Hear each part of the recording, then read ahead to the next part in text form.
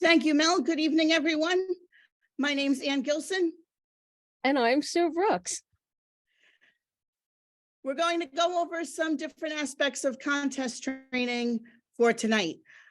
Bear in mind, this session will be recorded and will be shared on the District 119 website in case you miss any part of it. Let's go through our agenda. We're going to talk about contest and contestant and functionary eligibility. We'll go through some best practices. We'll discuss some roles and responsibilities. Along the way, we'll also include considerations for online, hybrid, and in-person contests. Remember, we're having our area and division contests online, but our district contests at the district conference in April will be hybrid. We'll go through some do's and don'ts and give you some resources. We're not going to go through judges training in detail because we had that in the fall, but we'll give you a good overview of other things you should know. Sue. Thank you so much, Ann. Let's talk about eligibility. We need to determine eligibility, not only of the contestants, but also for people running for office or people presenting workshops as contest officials. For example, you see these three people: contestant, officer candidate, and workshop presenter. You may be one or the other or the third. You cannot be two or three of them at the same time during this contest season. If you are choosing to compete as a contestant, you may not serve as an officer candidate currently or in an upcoming season. A lot of those details are in the rule book. If you are a contestant, you cannot serve as a workshop presenter. In our past experience, Ann and I have encountered a gentleman who advanced in the contest progression, but he also auditioned to be a workshop presenter. He was then forced to choose whether he wanted to be a workshop presenter or continue as a contestant. Those people who are advancing as officer candidates for various levels at district and above need to keep those things in mind as well. Next slide, please, Ann. Continuing with eligibility. If you are serving as a judge, there are specific educational requirements. At the club level, you need to be a member in good standing, meaning pay your dues. As you advance through the area, division, district level, and above, it gets a little bit more stringent. And I wanted to bring that to your attention, but it's all described in the rule book. You're going to hear that a lot tonight. Check the rule book. And contestants, you may compete in only one area contest for each contest type. You can compete in as many club contests as you would like if you are a member of more than one club, such as I and Ann are. However, if you win or if you are selected to go to area, you may only compete in one area contest of each type. For example, if I'm competing in the evaluation contest in two of my clubs, I must pick one area. Can't compete in two areas. And that extends into different districts as well. One area. But I can compete in one area contest for evaluation, and I can compete in a different area contest for international speech. Again, all that's spelled out in the rule book, but you may not advance beyond club in more than one area. You must make a choice. Ann, back over to you. Thank you, Sue. Let's go through some best practices. Sue actually created the acronym TAP-IT. There's a project in that. Have you noticed as you go through pathways, you get into some of these level 4 and level 5 projects and you're stuck? What am I supposed to do for this team building or manage projects successfully. How do I handle that? Guess what? If you're going to be running a contest, this is a good opportunity. If you feel like this will be a challenge for you, talk to your club VPE and you can find a project in which this would fit. If you are a contest chair or you're a chief judge, this would match up nicely with some of these higher level pathways projects. Make sure you are familiar with all of the forms and the rule book. We've given you a screenshot from the rule book. Don't try to read it. You'll be able to access it a little later. But what I want to call your attention to is you'll notice that there's some black diamonds in the margin of the rule book. The rule book is updated every year, and those black diamonds appear when there is a rule that is new for this Toastmasters year. If you've read the rule book a couple of years ago, look at it again and make note of where those black diamonds appear. You might learn something that is different now from a previous year. We've got a question, James. Yeah, the question's not from me, it's from Alan Thaw, so please excuse me for actually referring to it. The term officer candidate is not so very clear. Surely a current club officer may participate as a contestant in the club contest. Is that correct? That's I his can take question. that one, yes. A club officer may compete. However, we're talking about district officers and above, or anybody who is seeking to become a district officer in the following year, or if they're running for district trio, which is another level of officer candidacy, or a region advisor, or an international director. That's what we mean with eligibility with the district officers. But yes, current club officers may compete, as long as there's no other conflicts. Did that answer your question, I hope? Alan, you can reply in the chat. Okay, if not, we can continue later after the presentation. Please keep those questions going in the chat. We appreciate it. Back to you, Anne. Thank you. So here's some other best practices to bear in mind if you're working with an online or a hybrid contest. You may find you have a participant outside of the United States who's helping out with your contest, and they may not be able to text, but a lot of individuals can use WhatsApp. If you haven't used it, it's a free app that you can use for messaging. It's very easy to use. I use it with my past region advisor team, and yes, we still use it, even though it's been a couple of years since I held that role. I'll give you an example. Sue and I are members of a club in District 83, and we have a couple of members who Zoom in from India. One of those individuals happens to be our area director. Even though he's geographically located in India, he's a member of a club in District 83.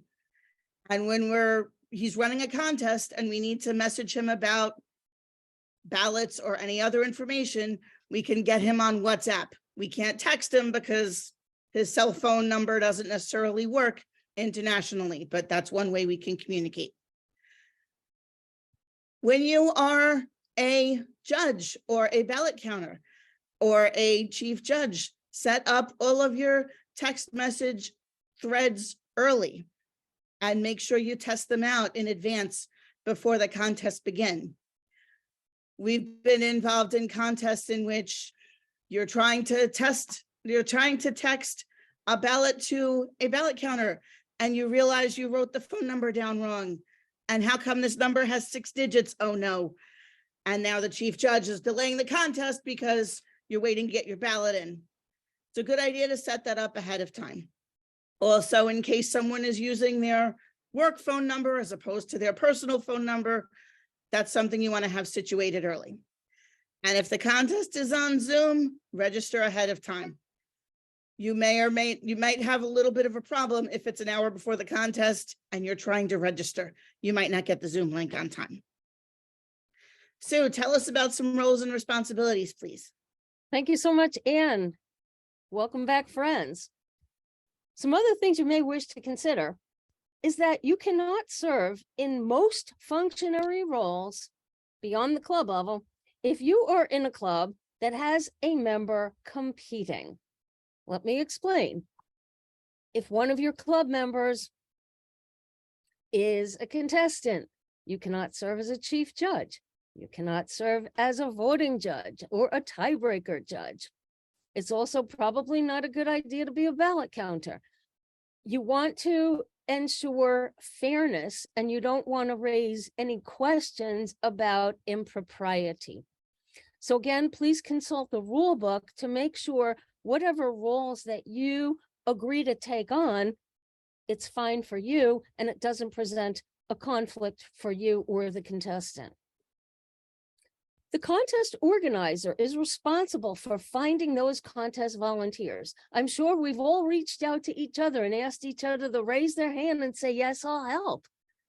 So at the club level, it's typically the VP of Education helping out to get the contest chief judge. At the higher levels, it's the area director and the division director who get the ball rolling. Important best practices. We need to have the contestants and the judges disclose the names of the clubs in which they are a member for fairness. It's good to ask who the contestants are if you are asked to serve as a judge. Let me give you an out-of-district example. As you heard in the introduction from Mel, I'm a member of 6 clubs in 4 districts. Last year, I was asked to serve as a judge in some district contests in a different district. I knew a contestant was competing in all 4 contests at the district level. She and I are members of the same club in a different district. The chief judge would have no idea that she and I were in the same club if I didn't self-disclose that. So it's a really good idea that it goes both ways with the information.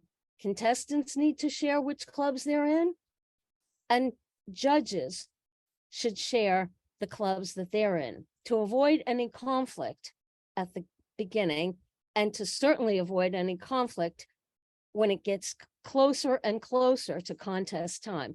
I know there's a huge amount of combinations and permutations, but if you let everybody know up front, then you'll avoid certain problems.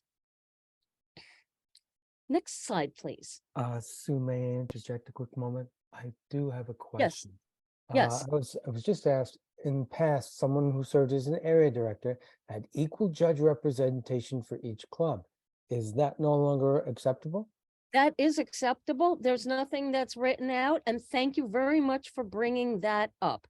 Equal representation across the areas from all the clubs in which you have participants is certainly acceptable. Thank you very much for that important point. Next slide, please, Anne. Some other things you're going to want to be responsible for and keep in mind. If you are the contest chair, it's your responsibility to brief the contestants and choose the speaking order. Ideally, this takes place a day or 2 beforehand. Anne and I have both been involved in contests where the briefings take place immediately before the contest. And we've also been involved where the briefings take place the day or 2 before. It's a little bit more relaxed if you have it prior to, in a different day, because people who are new functionaries have a chance to ask questions without feeling rushed or pressured, or it's almost apple time for the contest to begin, and you don't want to delay the contest. So that is a best practice. In terms of choosing the speaking order, I've seen it done with a spinning pinwheel. I've seen it done where people hold up a Post-it note with numbers on the back, or a different color and a different number. There's picking numbers from a hat. There's all kinds of ways to do it, whether you're having a virtual contest, an online virtual contest, a hybrid contest, or an in-person contest. There's various ways to do it as long as it's done in advance. As a contest chair, when you are announcing someone, when you are announcing the contestant, please do not include any honorifics or Toastmasters achievements or present additional commentary before or after the contestants speak. Here's an example of what not to do. Oh, look, it's the wonderful Dr. Ann Gilson, DTM. No, you don't want to say that she's a doctor, whether it's a medical doctor or a PhD. You don't want to announce that she has a DTM. Then Ann concludes, and you're the contest chair, and Ann gave a great speech. So I said, wow, Ann, that was terrific. That's so cool. I'm so glad you had a chance to speak. No, do not do that. After Ann finishes her speech, the thing you will announce is, may we have 1 minute of silence so the judges may mark their ballots. No commentary. Of course, you could smile, but you don't provide commentary to influence the judges or the audience. Pardon James, me, you have your pardon me, hand Sue. raised. Yes, I have a question from someone in the group. Area Director George Sumakis asks, does that mean either A, all of the clubs in the contest has equal participation in the contest judge, or B, none of the clubs have? Yes, it's all or none. So either you can get all of your judges from clubs that have a contestant competing, or you get all of your judges from outside of your area. Okay, Make sense? yes. Great. Thank you very much for that question, George. And thank you for fielding it, James. The next responsibility for the contest chair is please communicate with the chief judge in advance. Know what your responsibilities are, know what the chief judge's responsibilities are. So there's no conflict of who's doing what, and nothing, oops, falls between the cracks and doesn't get done. Ann, back to you.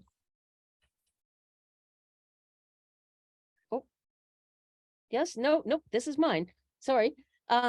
For table topics contests, especially if they're hybrid, online only, we recommend for a best practice that both the chief judge and the contest chair know the question.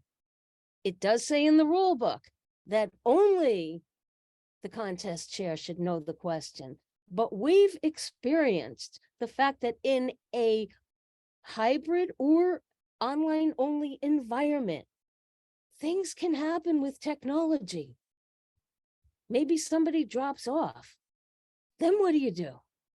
You have to have a plan B. You have to have a sense of humor. I know Ann's going to go over that later, but it is our recommendation that both of those two contest officials know the table topics question. Now, we know we had table topics in the fall, but we will be experiencing table topics at the district level in the spring. Sorry, So we have quick another question. question. Yes, James. Yeah, Alan Thaw from Bay Ridge asked, now George's question relates to contests above the club level. Is that correct? And what is the question specifically?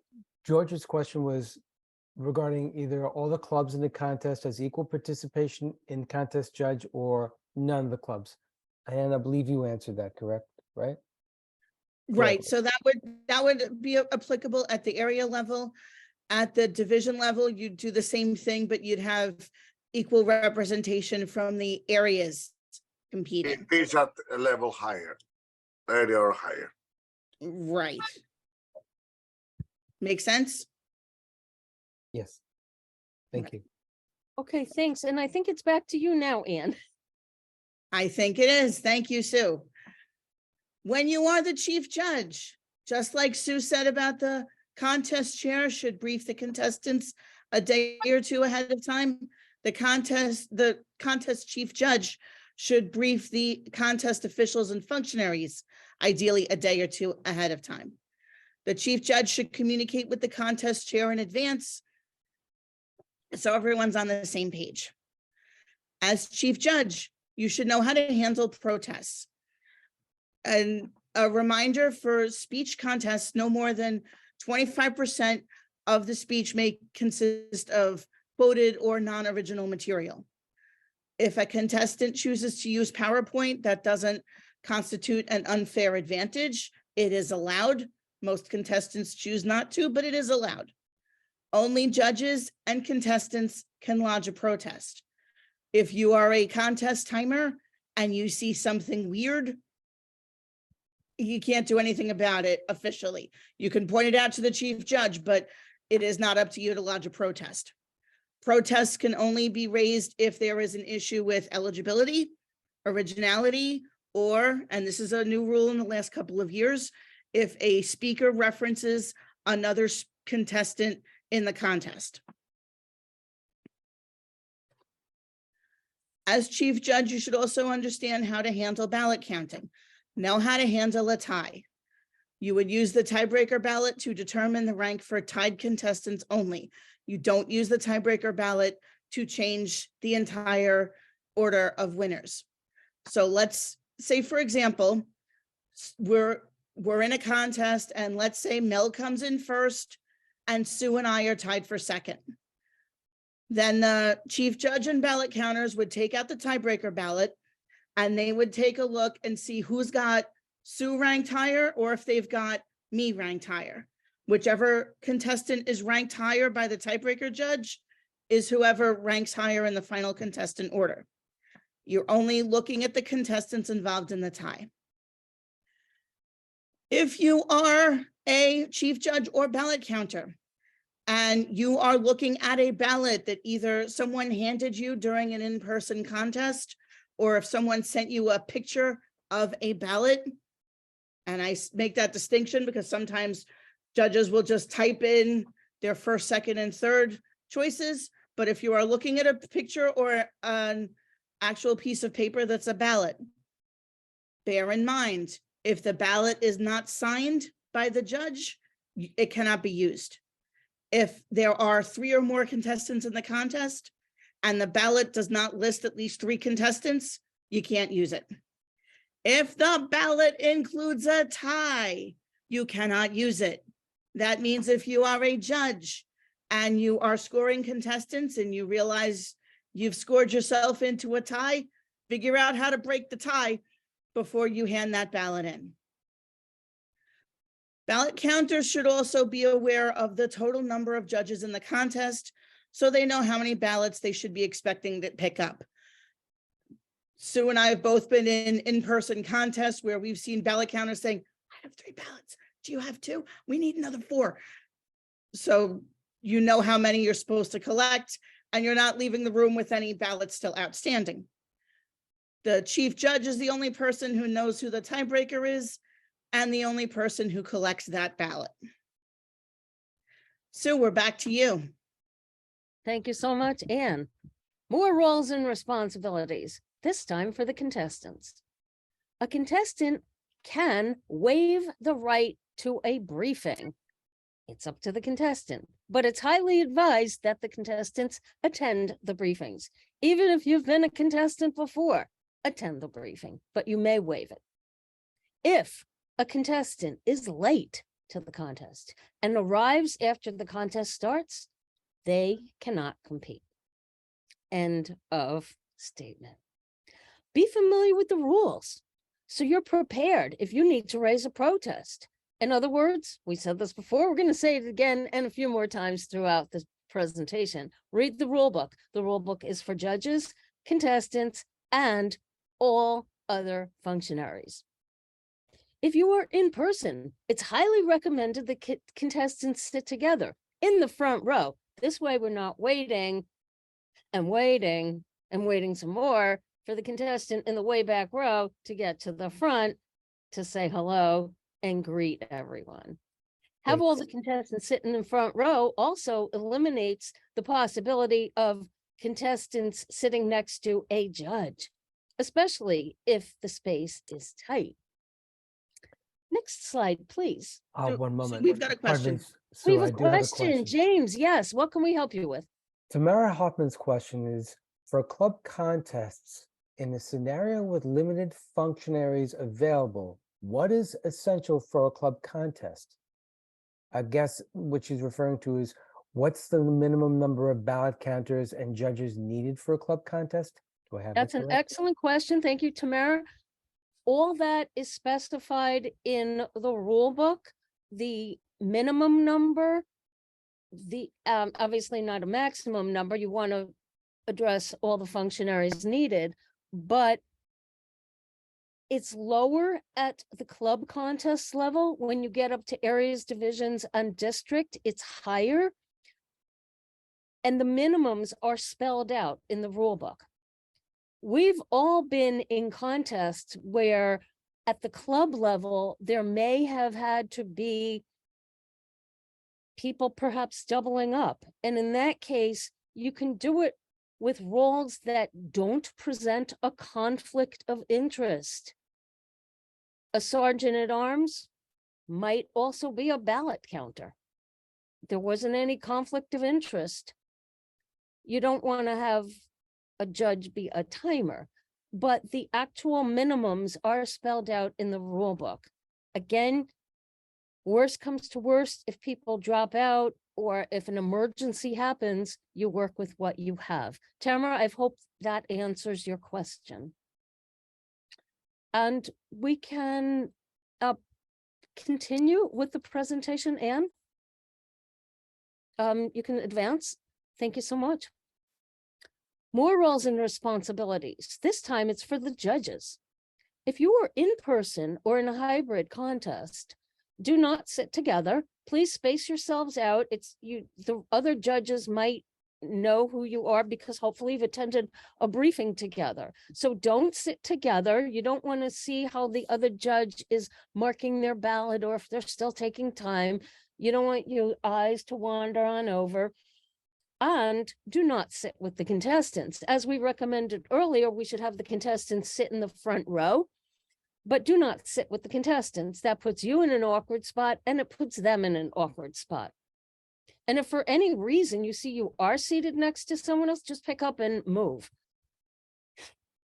If you're online, judges need to decide how and if the judges will be renamed, and that is up to the discretion of the chief judge. For example, all the judges will just keep their regular name.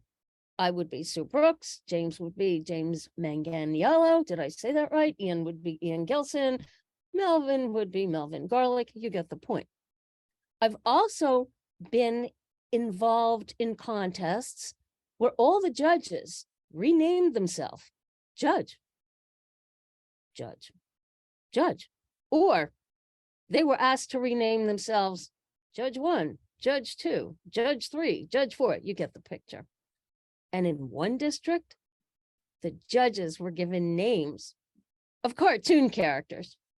So again, that's up to the discretion of the chief judge, but it should be announced to your judges in advance so there's no misunderstanding of how the judges will be named. And again, you should discuss that too. The chief judge should discuss that too with the Zoom master, so he or she knows if a protest occurs, how to quickly move these people to a breakout room to address the protest or the concern. And may I have the next slide, please? And your other responsibilities for the functionaries. The model speaker should not be identified in advance. The best thing to do is introduce the model speaker at the evaluation contest the day or the evening of the contest, and the person will be identified name, speech title, name. It should not be on any printed or electronic program, and you should not introduce that person at the very beginning of the contest, but right before he or she is going to speak, not at the welcome portion of the meeting. For sergeants at arms, your responsibility for the evaluation contest, which we will have this spring, is to sequester them in the breakout room after the contestants have listened to the model speaker. make sure all the contestants get to that breakout room, and then you begin your 5-minute timing so the contestants can prepare their notes. One by one, should there be more than one contestant, they will go back into the main room to present their evaluation based on the speaking order that you have chosen. And it's a good best practice to engage the contestants in conversation after the 5-minute preparation time is over. We've had contestants say, can we just have silence? But we found that that actually constitutes a slight unfair advantage, since the first speaker didn't have that extra time just to sit and think. So we recommend that they're engaged in conversation. May we have the next slide, please? Or is that it, Anne? Oh, that's back to you, my dear. It is. Let's go through some do's and don'ts.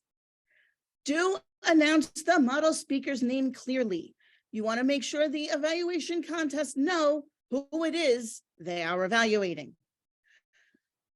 Sue mentioned earlier about how to announce a contestant without any additional fanfare. By the way, I am not a doctor, nor do I play one on TV. I am a DTM though. Now, do not announce any honorifics with a contestant's name. It's name, title of speech, name. For evaluation, it is the contestant's name followed by the contestant's name. For table topics, it's name, question, name. That is clearly spelled out in the rule book. Do use scripts to ensure fairness and consistent presentation of each speaker. We actually did pretty well with that in District 119 in the fall.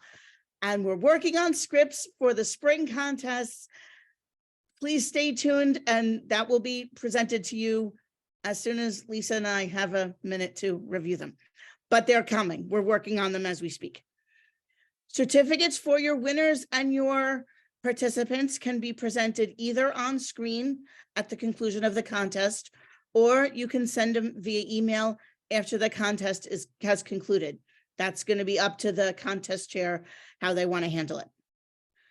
Do not use the same model speaker in different area contests on different days. We know Sue loves to speak and we know she's fantastic, but please don't ask her to be a model speaker for a contest on Tuesday, and then another area contest on Thursday, and then another area contest on Saturday. Let's mix it up with our model speakers. Do not announce the names of the judges at any point. Sue and I were once invited to help at a club contest a couple of years ago, and the contest chair hadn't found an official Toastmaster script. She had Googled for a speech contest script, and the script that she found had her reading out the names of the judges at the beginning of the contest. Please don't do that.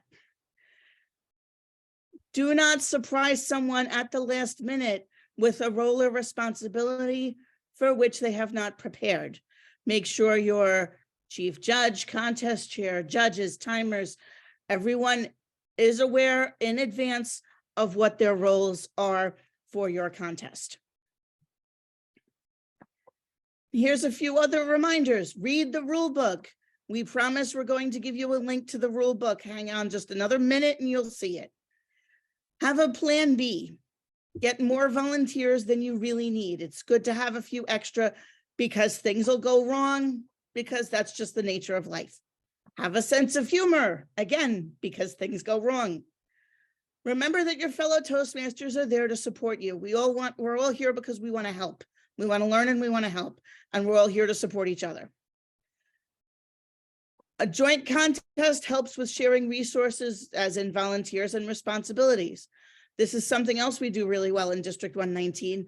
Sue and I were actually kind of intrigued last fall when we had a joint area contest involving areas from different divisions. That is perfectly acceptable. We just, in our years of Toastmasters, we hadn't seen a whole lot of that, but we were glad to see that. That put a different spin on things. And you know what? You can also do that at the club level. One of Sue's and my clubs in District 83 recently had a joint club contest with another club.